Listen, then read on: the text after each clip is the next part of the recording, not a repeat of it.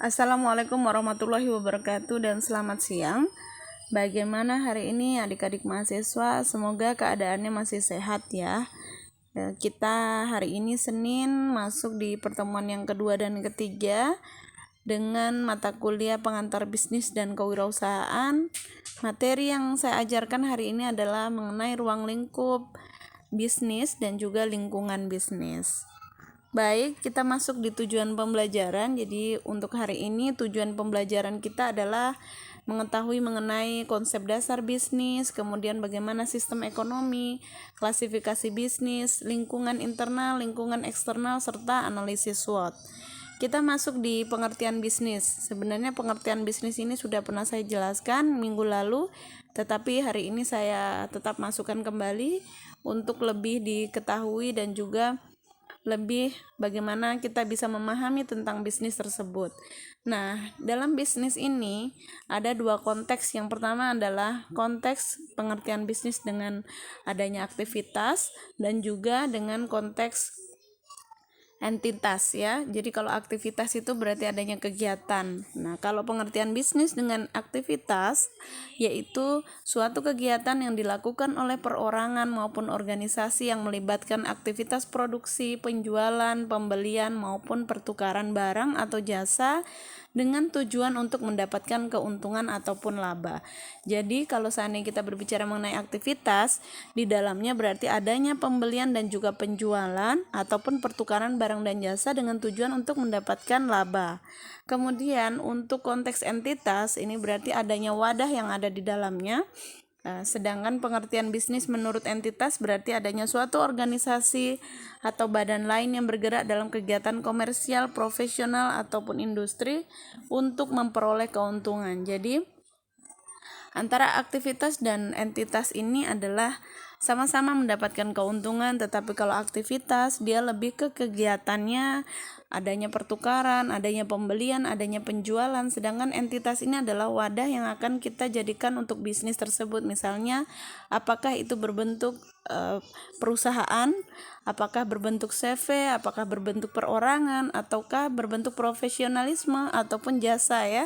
Biasanya ini sudah ada aturannya masing-masing dan sudah ada dalam usaha itu apa saja yang akan kita lakukan dan bentuk usaha kita ini apa, baik perusahaan maupun industri.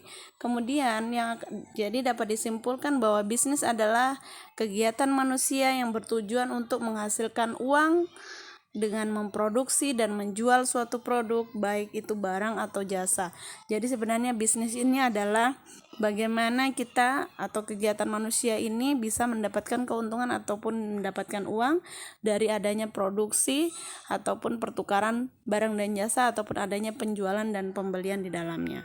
Nah, kita masuk di sistem ekonomi. Jadi pasti sudah pernah mendengar sistem ekonomi, apalagi yang baru tamat sekolah SMA ya, pasti sudah mempelajari bagaimana itu sistem ekonomi. Nah, pada dasarnya sistem ekonomi adalah suatu cara untuk mengatur dan mengorganisir semua kegiatan ekonomi dalam anggota masyarakat, baik oleh pemerintah maupun pihak swasta berdasarkan prinsip tertentu demi mencapai kemakmuran ataupun kesejahteraan. Jadi, sistem ekonomi ini biasanya dibangun ataupun diatur oleh pemerintah. Misalnya, adanya penjualan dan pembelian ini apakah ada pajak yang memang sudah diatur? Berapa pajak, berapa persentasenya. Badan usaha pun seperti itu. Apakah badan usaha ini kena pajak berapa persen, kemudian berapa persentasenya untuk misalnya bea cukai, kemudian bagaimana sistem ekonomi yang ada di pasar ataupun tradisional ya, semuanya itu sudah diatur oleh pemerintah. Jadi kita tinggal menjalankan sesuai dengan aturan yang sudah ditetapkan. Kemudian kita masuk di klasifikasi bisnis. Jadi bisnis ini sebenarnya banyak. Ada usaha manufaktur, ada usaha jasa, ada pengecer, ada pertanian, ada finansial, ada informasi, ada utilitas, ada real estate, ada transportasi. Jadi bisnis ini tergantung dari apa yang akan kita menjadikan bisnis tersebut. Misalnya kita punya banyak kendaraan, berarti kita bisa berbisnis dalam bidang transportasi. Kemudian kita jasa juga seperti itu, apa yang kita memiliki keahlian dalam bidang apa, ya itu juga bisa kita lakukan dengan usaha jasa. Kemudian untuk pengecer juga seperti itu, misalnya di pasar, bagaimana caranya orang menjual langsung kepada masyarakat atau pembeli dengan cara kita melakukan pengecer tadi. Kemudian usaha finansial, apakah finansial ini dia berhubungan dengan uang, peminjaman, penyimpanan dan lain sebagainya. Kemudian bagaimana usaha informasi, ya. Informasi ini banyak, mulai dari radio, televisi, ini juga termasuk usaha. Kemudian masih banyak, ya, ada pertanian, bagaimana pertanian kita, bagaimana usaha kita, apakah masuk usaha pertanian seperti apa. Jadi memang usaha ini, klasifikasi bisnisnya ini banyak, ya, banyak tergantung kita masuk dalam bidang usaha apa. Kemudian kita masuk di lingkungan internal. Jadi dalam bisnis itu ada namanya lingkungan, ya. Jadi ada lingkungan internal, ada juga lingkungan eksternal. Nah, lingkungan bisnis ini adalah segala sesuatu yang mempengaruhi aktivitas bisnis dalam suatu lembaga, organisasi atau perusahaan. Nah, di sini yang mempengaruhi itu adalah ada faktor lingkungan internal. Jadi lingkungan internal ini adalah segala sesuatu di dalam organisasi atau perusahaan yang akan mempengaruhi organisasi tersebut, ya. Jadi misalnya lingkungan internal ini ada tenaga kerja, ada modal, ada bahan baku, ada peralatan atau mesin, ya, ada metodenya. Jadi itulah yang dinamakan dengan lingkungan internal yang ada dalam perusahaan tersebut, ya, sehingga perusahaan itu bisa jalan. Nah, biasanya lingkungan internal ini lebih digunakan untuk strength, kekuatan perusahaan, dan juga untuk mengetahui kelemahan perusahaan. Jadi lingkungan internal itu adalah bagaimana proses produksi itu bisa berjalan tanpa kita harus melihat dulu bagaimana tenaga kerja yang ada di dalam, bagaimana modal kita, bagaimana material kita, bahan bakunya apakah sudah ada. Nah, inilah yang untuk mempengaruhi lingkungan internal. Kemudian lingkungan eksternal, ya.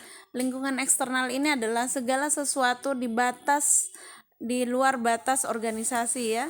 Jadi misalnya adalah pemerintah, pemegang saham, kreditor, pesaing, ya. Jadi faktor yang mempengaruhi lingkungan eksternal itu adanya pemerintah, stakeholder, kreditur, pesaing, publik, ya, pemasok, konsumen. Nah, ini adalah lingkungan eksternal atau lingkungan di luar daripada perusahaan tersebut. Nah, kemudian kita masuk ini contoh daripada lingkungan eksternal yang makro, ya. Yang tadi adalah yang mikro, yang ini adalah yang mikro. Nah, ini kita masuk di yang makro, yaitu adanya lingkungan eksternal yang berpengaruh tidak langsung terhadap kegiatan usaha. Misalnya sumber daya alam, lingkungan, politik, ya, yang tidak secara langsung, ya, mempengaruhi usaha ataupun perusahaan ataupun bisnis tersebut. Hukum, perekonomian, pendidikan, sosial dan budaya, kependudukan, dan hubungan internasional. Lingkungan eksternal mikro adalah lingkungan eksternal yang berpengaruh langsung terhadap kegiatan usaha. Jadi yang mikro ini adalah dia langsung berpengaruh terhadap kegiatan usaha ataupun bisnis tersebut. Tapi kalau seandainya eksternal makro, dia tidak langsung berpengaruh, tetapi berpengaruh tetapi tidak secara langsung. Kemudian kita masuk di SWOT, ya. Jadi SWOT ini adalah di mana analisis yang digunakan biasanya dalam perusahaan, dalam dunia bisnis untuk mengetahui strength, weakness, opportunity, dan juga threat. Bagaimana peluangnya, bagaimana kekuatan perusahaan tersebut, bagaimana kelemahannya, kemudian apa saja ancaman-ancaman dari perusahaan tersebut, sehingga itu nanti akan dianalisis agar supaya perusahaan itu bisa tetap berjalan, bisa tetap maju, bisa sesuai dengan tujuan perusahaan. Maka analisis SWOT ini digunakan agar supaya apa saja kelemahan daripada usaha kita, apa saja kekuatan dari usaha kita, kemudian apa saja peluang yang dicari ataupun peluang yang ada di luar sana sehingga kita bisa mengambil peluang tersebut. Kemudian apa saja ancaman-ancaman yang akan kita gunakan, yang kita akan dapatkan ketika kita melakukan usaha tersebut, sehingga meskipun usaha itu sudah berapa puluh tahun tetapi tetap melakukan analisis SWOT, pastinya usaha tersebut akan tetap berjalan, ya, akan terus maju karena kita sudah mengetahui ancamannya seperti ini, tindakan yang akan kita lakukan seperti ini. Jadi sudah mengetahui apa saja solusi daripada apa yang menjadi ancaman maupun apa yang menjadi kelemahan buat kita, sehingga perusahaan itu terus-menerus akan melakukan analisa dan juga akan melakukan perubahan sehingga perusahaan tersebut tetap ada dan tetap berjalan.